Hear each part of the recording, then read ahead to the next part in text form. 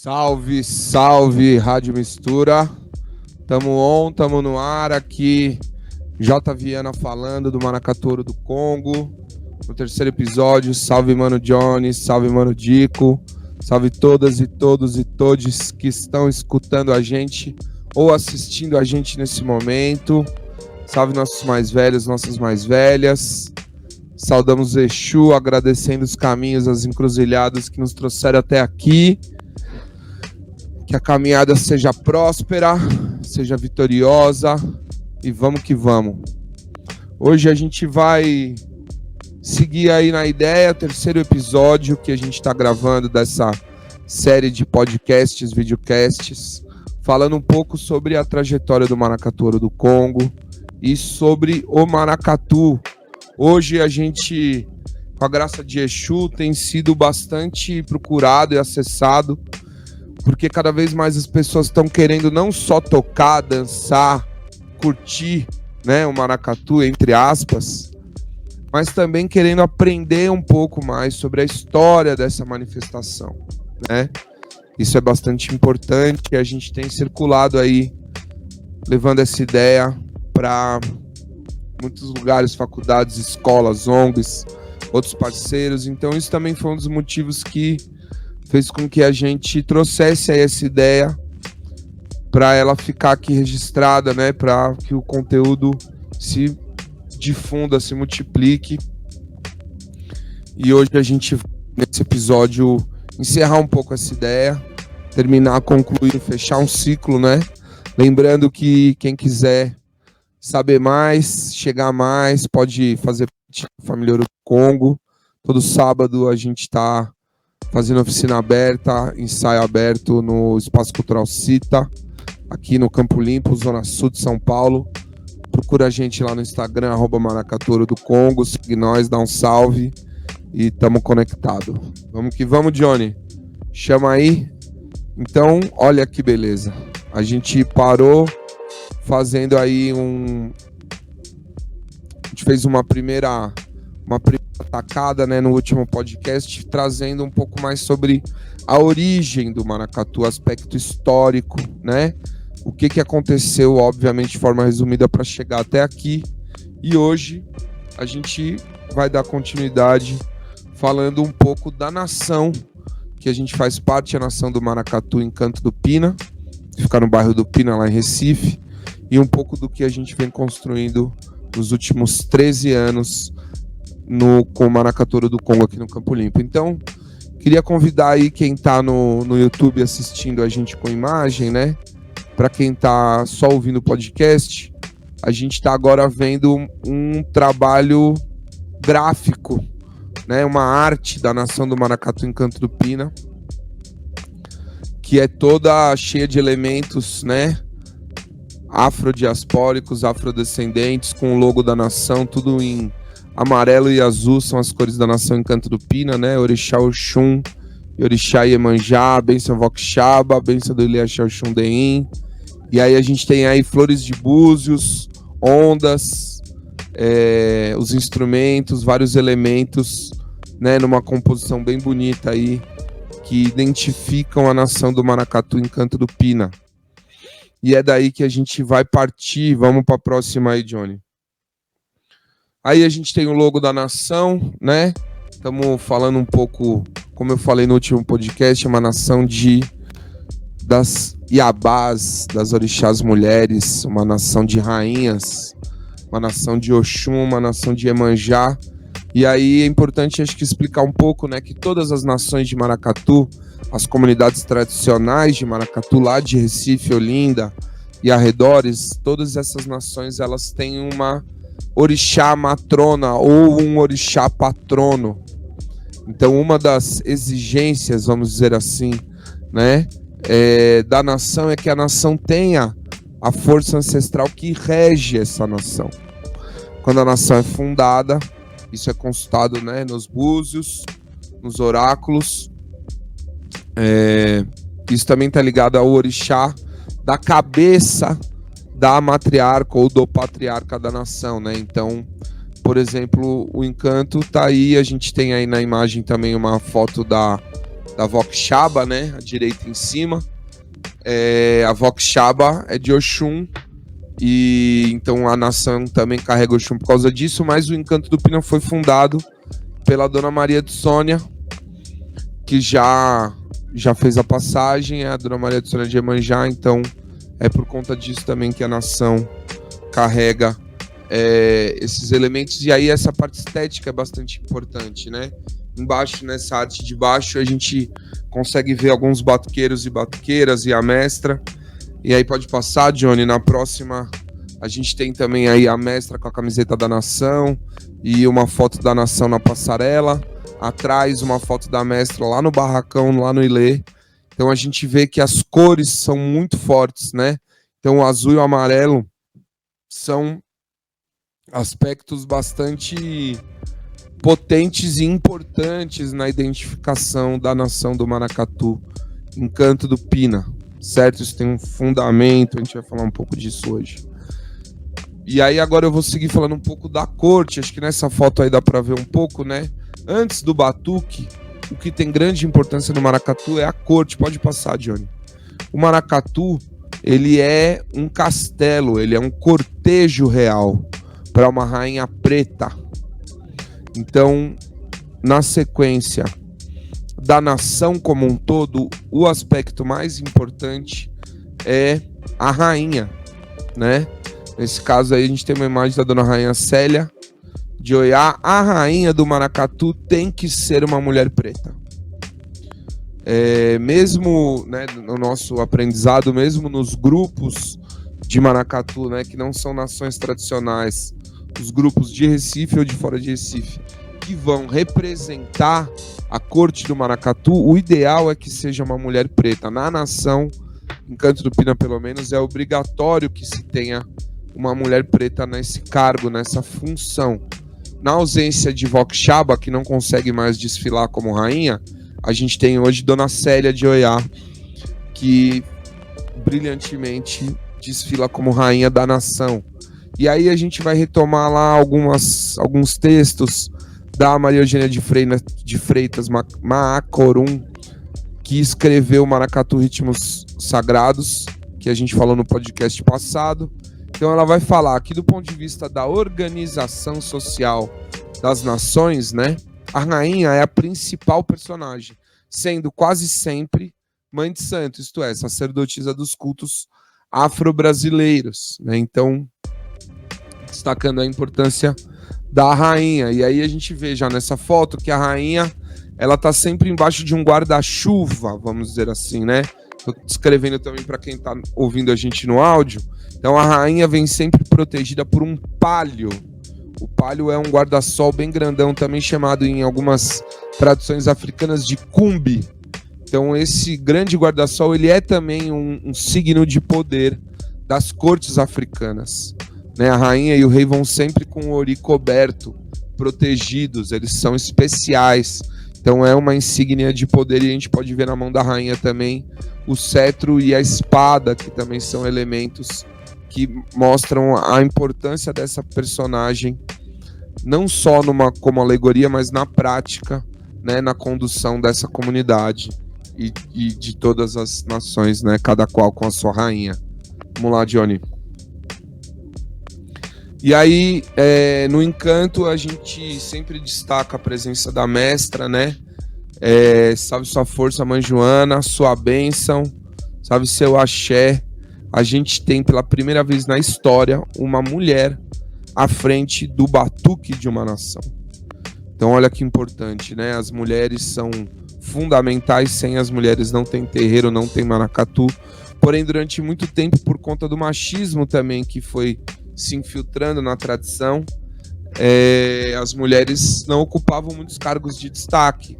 Então, na maioria dos casos, até hoje, a figura masculina que ocupa esse lugar de regente do batuque, que é um lugar de destaque, é um lugar de poder, né? Hoje, no Encanto, a gente tem a alegria de ter a presença da mestra Joana, maravilhosa, como a nossa mestra. Isso é bastante importante destacar. No slide seguinte, para quem está vendo, passa aí, Johnny, por favor. a gente tem um voto de aplauso à mestra Joana, que saiu no Diário Oficial do Estado de Pernambuco. Eu não me lembro exatamente o ano, 2015, olha que interessante. Aí eu coloquei aí para a gente ter aí essa reflexão, né? Olha a importância política do maracatu também na cidade de Recife, a ponto de sair no Diário Oficial, né? Voto de aplauso à mestra Joana, a única mestra do maracatu no Brasil, em homenagem ao Dia do Maracatu, comemorado em 1º de agosto. Né? Maracatu, patrimônio imaterial da cultura brasileira. E carrega essa importância social, política, cultural, né? Em Recife e no Brasil como um todo. Então é sempre legal a gente ter esse destaque. Aí, pode passar, Johnny, a gente vai falar um pouco da Calunga. A gente tá... Problemas técnicos aí, a imagem não saiu. Mas a Calunga, depois da rainha, da mestra, e aí pensando nas personagens da corte, a Calunga, ela é uma boneca de pano, né? Que ela é um fuxico, um orixá, que tem... como se fosse um assentamento preparado para ir para a rua. A Calunga é um dos mistérios do maracatu, né? E a dama de passo, que é a pessoa que carrega a Calunga, uma mulher, ela é seguida pela boneca e essa boneca representa, segundo a Maria Eugênia, ritmos sagrados de novo, representa uma divindade ou a própria divindade dos povos do Congo e Angola, constituindo-se objeto de força e proteção. Ao ser introduzida no grupo, ela passa por uma cerimônia religiosa. Pode passar de slide, Johnny. Ou seja, a Calunga, pode passar de novo, uma figura, um termo banto, né? Kibundo, um inquice, é reverenciada no maracatu como uma representação da ancestralidade. Isso mostra aí a mistura, né, de tradições. Por isso que é importante a gente ter a ideia da diáspora, né, de um trabalho afrodiaspórico. E aí a gente vai seguindo na corte, vou dar uma resumida aqui. A gente tem na frente da corte, né, o estandarte, as damas de passo com as calungas, e começa o desfile. E eu trouxe aí em homenagem a Jai, filha da mestra, que já fez a passagem, né, trabalhando aí na corte mirim.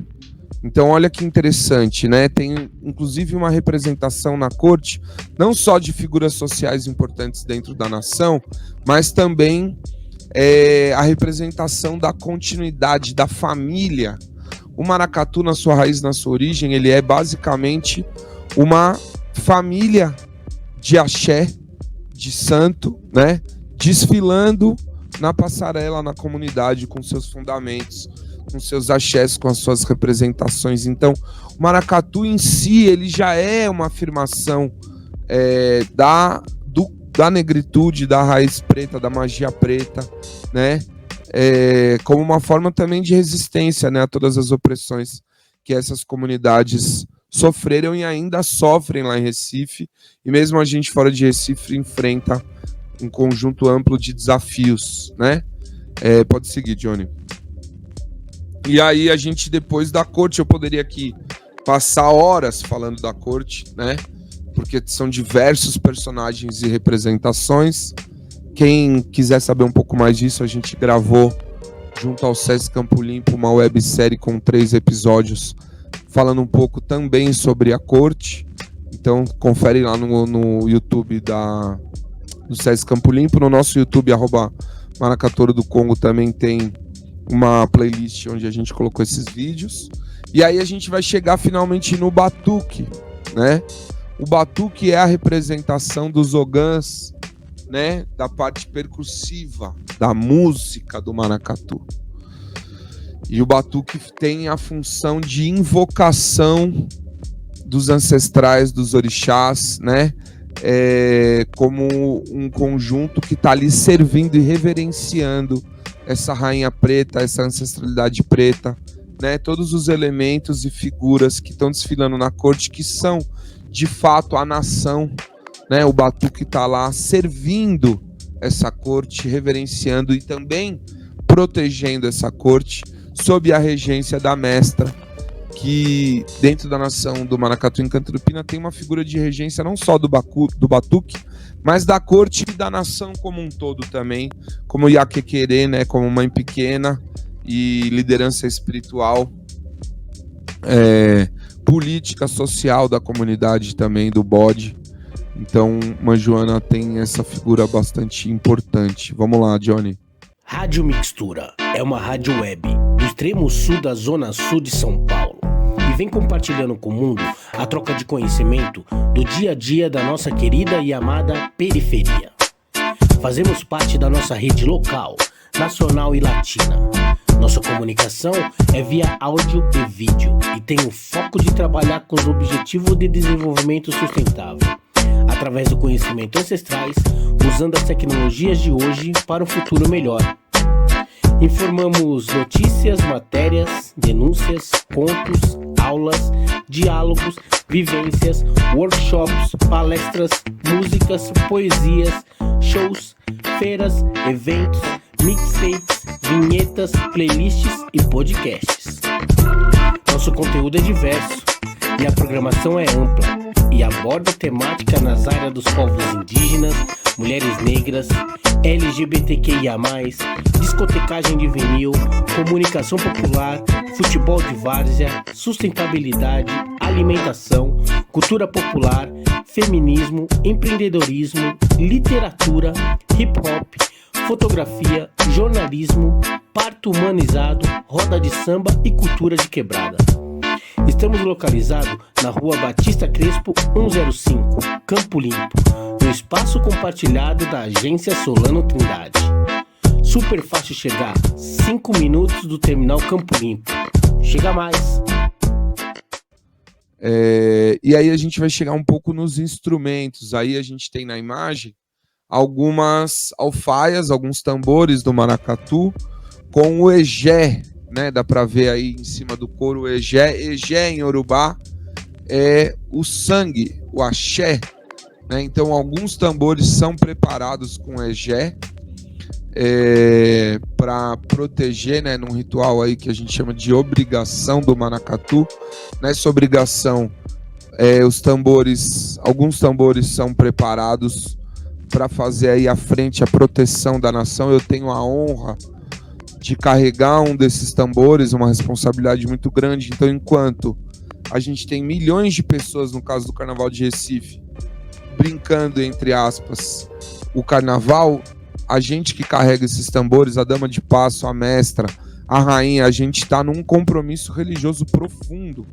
Então, eu, desde que aceitei colocar meu bombo na obrigação, fui escolhido, né, pelos encantados, mas aceitei esse compromisso, essa responsabilidade. Eu passo aí, às vezes, 15 dias, 20 dias de resguardo em pleno carnaval, até cumprir as minhas obrigações, desfilar com o meu tambor, sair na noite dos tambores silenciosos. Então a gente tem um trabalho de compromisso espiritual profundo, né, com o tambor. O tambor é um elemento de comunicação bastante importante, e ele faz aí todo um papel de comunicação com os ancestrais, de comunicação com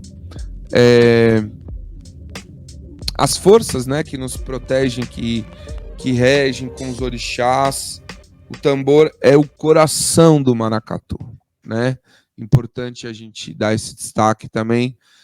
Tem muitas diferenças nos maracatus, em termos de linguagem, de instrumentação, porém todos os maracatus têm que ter o tambor alfaia, que é esse tamborzão grande aí, para quem tá vendo a imagem. E aí eu também preciso falar um pouquinho brevemente sobre o nagô. O que é nagô, né? Por que hoje a gente afirma que as nações de maracatu estão ligadas ao candomblé nagô? E aí eu vou apelar um pouco para a frase do Guerra Peixe. Segundo Guerra Peixe, a gente do maracatu tradicional, nagô, o que significa em Yorubá, o que significa Yorubá, segundo o Guerra Peixe, existem outras construções desse termo hoje, né? Na maioria dos casos, segundo Guerra Peixe, no que ele constatou, são iniciados nos xangôs de Recife, diferindo-se dos maracatus de orquestra ou maracatus rurais que tendem para o catimbó, né? Para o culto popular com características eminentemente nacionais, indígenas, né? Muito conectadas na Umbanda, no culto aos ancestrais encantados, que também está presente nos candomblés nagôs, mas na Jurema especificamente, né? Mas o maracatu em si, ele tem uma ligação com o candomblé nagô, né? Importante a gente destacar isso. O candomblé nagô dentro do terreiro é feito com o ilu. Ilu significa tambor em Yorubá, e a gente vê uma ligação direta das alfaias com os ilus, né? Além disso, pode passar, Johnny, por favor. Hoje no maracatu de baque virado a gente tem a presença das caixas, né? Aí na imagem a gente tem uma imagem já do maracatu ouro do Congo, os abês, né? Os instrumentos de chocalho feitos de cabaço e miçanga. Atrás dá para ver alguns batuqueiros portando o timbal, a caixa, né? A gente utiliza também o gongue, um instrumento de ferro. O ganzá ou mineiro, né? Que também é um outro chocalho. E essa é basicamente a instrumentação do maracatu de baque virado dentro da linguagem que a gente faz parte. E aí a gente tem uma divisão complexa de linhas, de ritmos, né, de percursos aí que cada instrumentação, cada linha de instrumentos vai seguir, formando, né, o que a gente chama dessa orquestra preta, a orquestra do maracatu de baque virado, formando o baque virado, né, de forma mais específica. Pode passar, Johnny. E aí a gente tem uma imagem antiga da nação do maracatu elefante para fazer esse paralelo, né? Olha aí a menos de um século atrás, certamente, né? A gente tem uma nação de maracatu com 16 integrantes. Originalmente, as nações tinham 16 batuqueiros. Todos eram homens originalmente, né? E esse número 16 tem uma ligação com os Odus, com os Búzios, né? Com os 16 caminhos ofertados por Exu, por Oxum também, né? Aí não vou me aprofundar nisso agora, mas quem é do santo sabe o significado desse número. E as nações originalmente traziam essa conexão, tinham que ser 16 pessoas tocando, o que reforça mais uma vez a ligação da nação, do maracatu nação, com a sua raiz do candomblé, né? Isso é bastante importante e hoje a gente vê isso muito vivo em Recife. Isso que é bastante importante, né? Muitas pessoas veem a gente fazendo o Ouro do Congo aqui em São Paulo e não entendem, por falta de conhecimento mesmo, né? E acham que é uma brincadeira, é folclore, né? A gente não usa essas expressões, né? A gente não brinca maracatu, a gente toca maracatu, a gente vive maracatu, a gente dança maracatu, a gente faz maracatu. Maracatu hoje é uma parte muito importante da vida de muitas pessoas do Ouro do Congo e da nação, certamente é o legado, né, da família de mãe Joana, da família de vó Quixaba, de mãe Carminha, de pai Marcelo, tantas outras pessoas que eu poderia citar aqui como meus mais velhos, minhas mais velhas, que são super importantes, né, para a sequência dessa tradição. Pode passar, Johnny. Bom, aí a gente tem uma parte que é importante falar um pouco, né, da mitologia ou da cosmovisão que compõe essa manifestação afrodiaspórica que a gente hoje chama como maracatu nação. Segundo ainda Maria Eugênia de Freitas, o sistema de crença do Xangô está baseado em 3 categorias principais: os orixás, né, as divindades afrodiaspóricas iorubanas, né? Orixá é uma palavra iorubá, ori é cabeça, xá é senhor, então orixá é a senhora ou senhor da cabeça, então, né, é um elemento fundamental, uma divindade, né? O panteão dos orixás iorubás são aí a grande a grande frente da mitologia do culto à ancestralidade, né, nos Xangôs de Recife, nos Candomblés Nagôs. E aí depois disso a gente tem o Ori, segundo Eugênia de Freitas, né? O Ori é um orixá individual, é a nossa cabeça, segundo ela, princípio vital individual. E na sequência os ancestrais ou os eguns, né? Então sem orixá, sem ori, sem ancestral não tem maracatu. O maracatu, a nação de Maracatu precisa louvar, precisa reverenciar essas divindades, esses ancestrais, para poder sair na rua. E aí acho que é importante a gente fazer um paralelo com os grupos de maracatu, né? Se eu tenho um grupo de maracatu e eu não sou do candomblé, o que eu faço, Jota?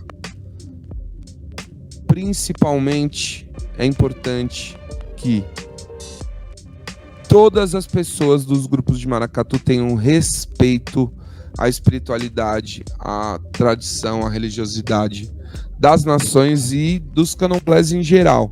Ah, mas eu não sou do candomblé, eu preciso ser do candomblé para tocar maracatu? Não. Mas precisa estar atento, precisa respeitar, precisa minimamente entender. E caso o grupo tenha pessoas que tenham compromisso religioso, as pessoas do grupo precisam ter o respeito por quem tem o compromisso e o respeito com a tradição. Dentro do Ouro do Congo a gente já teve pessoas católicas, evangélicas, judeus, pessoas sem religião, pessoas do xamanismo, pessoas de diversas religiões. Óbvio que hoje a maioria das pessoas do Ouro do Congo são da Umbanda e do Candomblé, porém todas as pessoas têm que ter o respeito pela tradição, respeito pela nação, respeito pelos mais velhos, pelas mais velhas e pelo Candomblé. E aí, né, ter um papel de combate ao racismo religioso, né, é fundamental dentro desse horizonte. Vamos lá, Johnny. Se a gente for pensar no Ori, né, o Ori, por conta do sincretismo e do racismo religioso, da intolerância religiosa, foi e ainda é identificado em muitos contextos como num sincretismo com os anjos de guarda. Apesar de a gente discordar um pouco dessa visão, acho que é importante falar, né, sobre isso. Porém, no Ilê, a gente cultua Ori como uma divindade, né, que não tem ligação com nada cristão, nem com anjo de guarda. Ori é o que nos sustenta, né? O orixá, ele tem uma condição aí atemporal, coletiva, né? O Ori, ele é uma dimensão temporal da vida. Cada pessoa tem o seu Ori. Esse Ori precisa ser cuidado, especialmente das pessoas que têm cargos de liderança dentro da nação. Precisam dar ebori, ebó para o Ori, cuidar dos seus Oris, alimentar os seus Oris, certo? As nossas cabeças.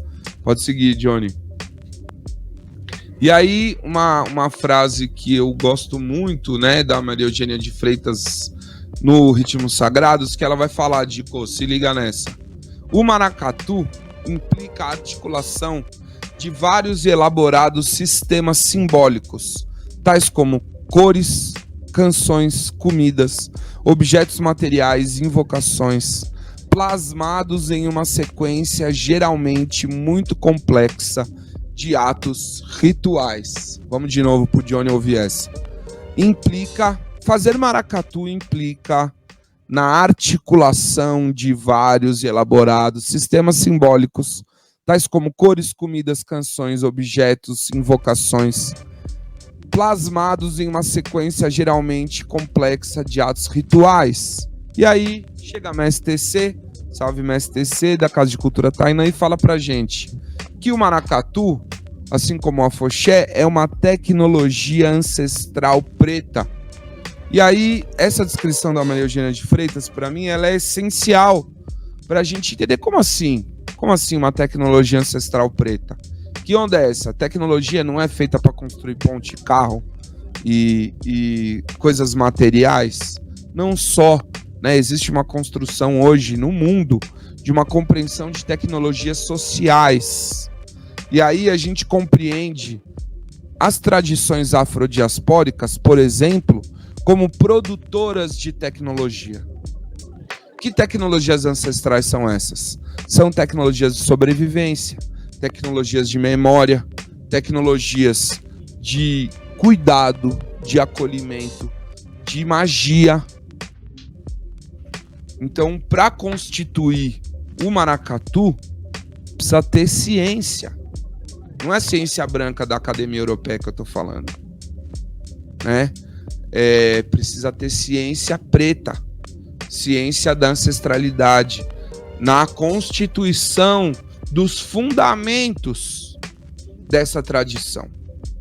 Então isso não é folclore, isso não é brincadeira, isso é a vida e a espiritualidade, a ancestralidade de diversas comunidades localizadas na cidade de Recife, de Olinda, de Igaraçu, Abreu e Lima e diversas outras que a gente talvez nem tenha conhecimento, né? Isso é bastante importante e a gente está aqui em São Paulo falando sobre isso, né? A gente faz, por exemplo, uma conexão com o rap e aí eu tenho exemplo na figura do Gaspar, do África Brasil, do James Lino, da Cris do SNJ, né? Todo mundo aqui na agência, a Mestra Derbal. Então a gente faz uma conexão entre tecnologias ancestrais pretas no sentido do fortalecimento do combate ao racismo religioso, né? Para eu botar uma faixa na rua também implica no domínio de uma tecnologia ancestral preta. O rap, na sua raiz, tem o seu fundamento também numa articulação de sistemas elaborados, sistemas simbólicos elaborados, complexos, de cores, comidas, canções, objetos materiais, invocações, rimas, formas de se vestir, de se viver, de se relacionar com a rua, com o mundo, com as pessoas. Tudo isso são tecnologias ancestrais.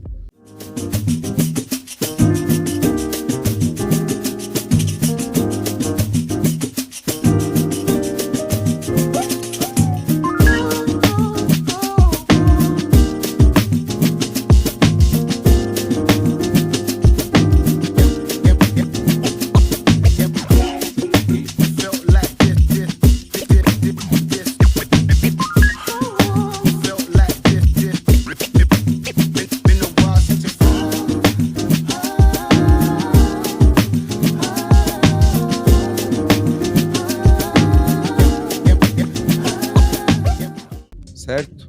Bora, Johnny. E aí, eu tô falando de tecnologia ancestral preta, tô falando de rua, não posso deixar de falar de Exu, Aroê, Monjubá, Exu, Agô, Exu.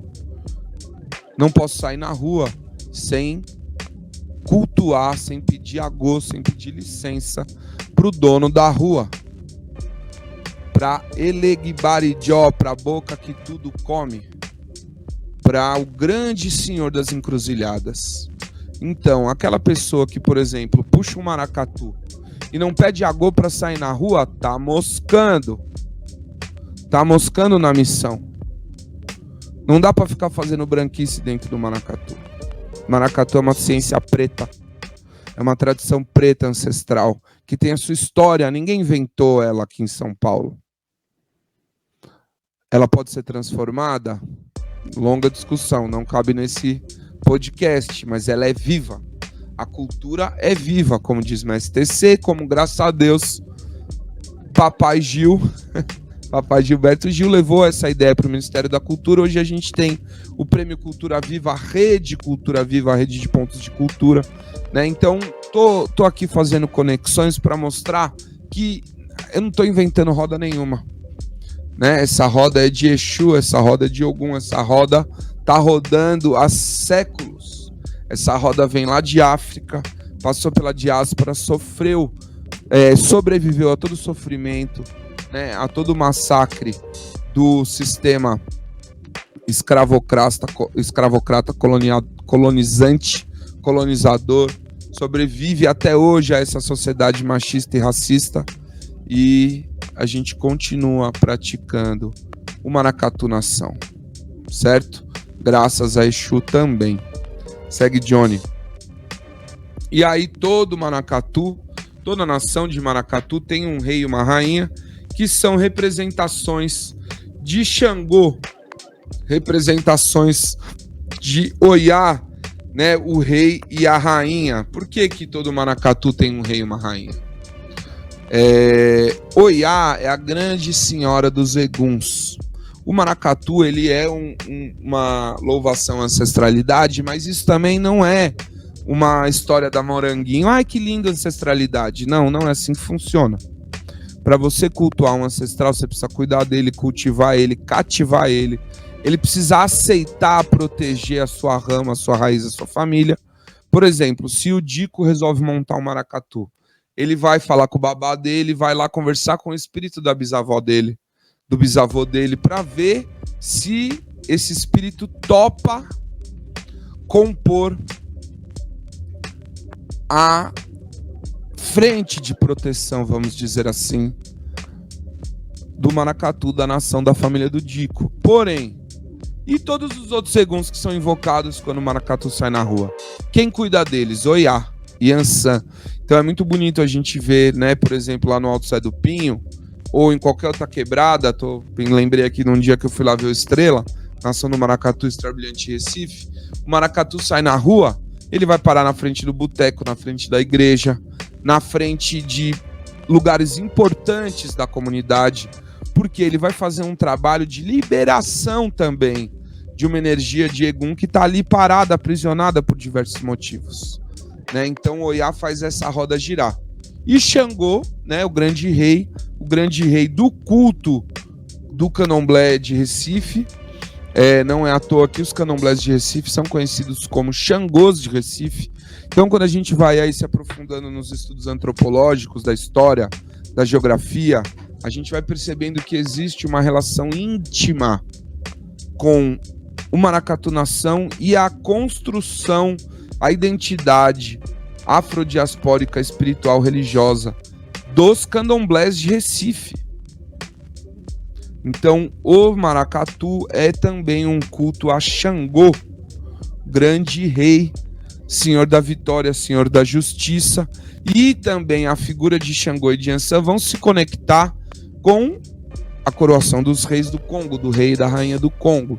Então, por exemplo, Oiá está conectada, está hibridizada, como diz Babá Sidney de Xangô, benção Babá, com Matamba. Se você for para a região da República Democrática do Congo, hoje existe o reino de Matamba. Matamba é um inquice no candomblé Angola, um orixá feminino, a rainha guerreira, que se hibridiza, se conecta, se secretiza com Oiá.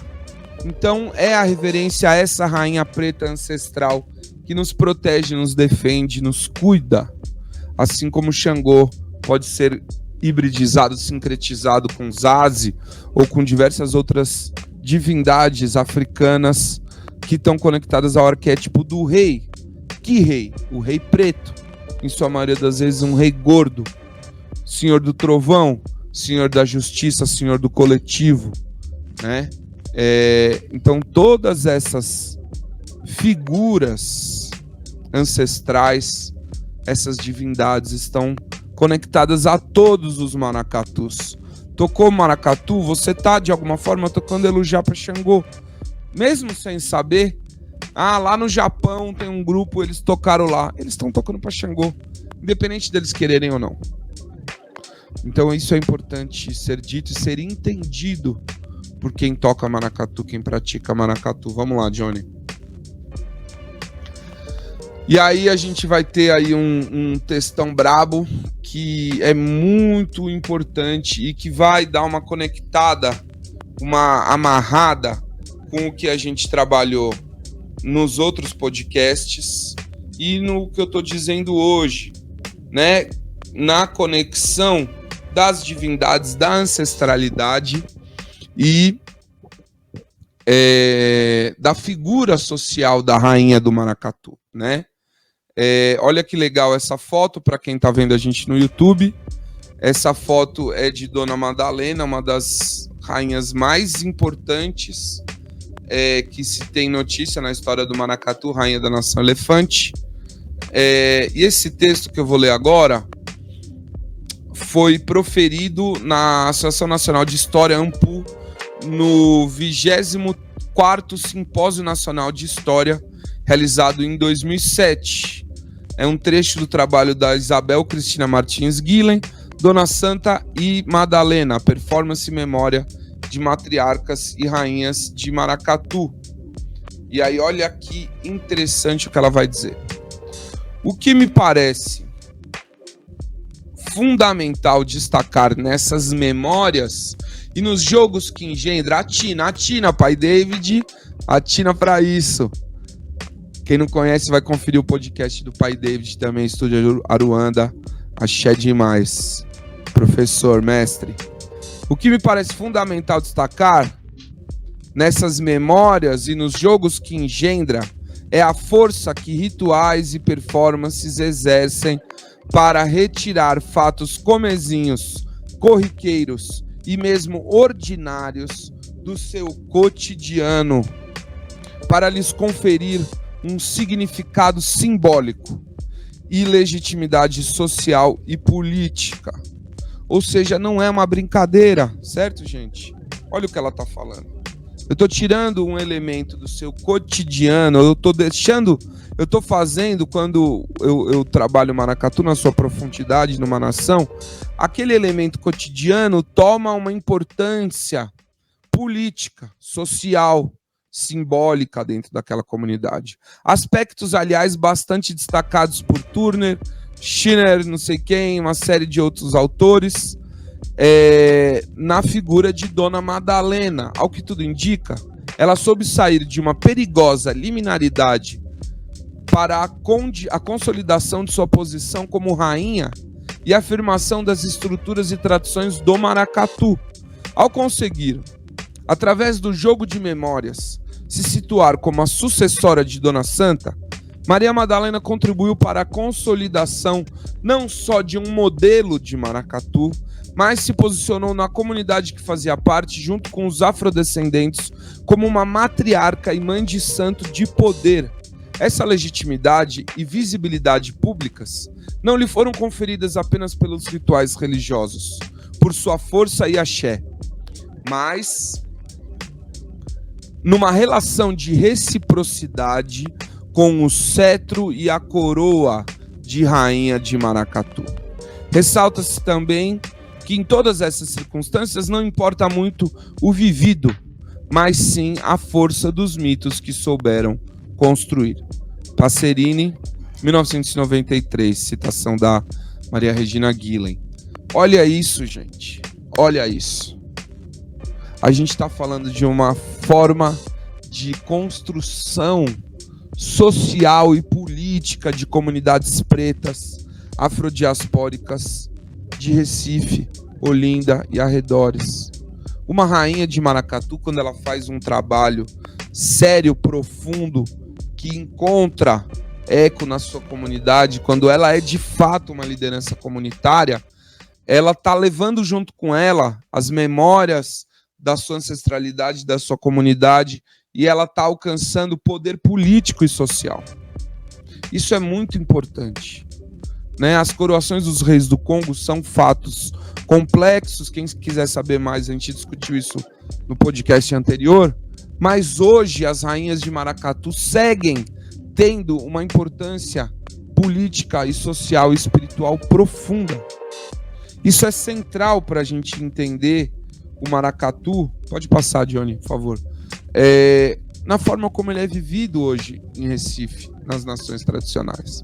E aí a gente vai caminhando para o fim de mais esse podcast com essa imagem que é bastante importante para mim, para o Maracatu do Congo, para a nação do Maracatu Encanto do Pina. E eu vou perguntar aqui para vocês, o que é maracatu? Você que esteve com a gente aí, nesses 3 podcasts, que já tocou maracatu, que já viu passando um maracatu no seu bairro, que já viu maracatu no carnaval, o que é maracatu? Essa manifestação tradicional preta, que tem significado social, espiritual, né?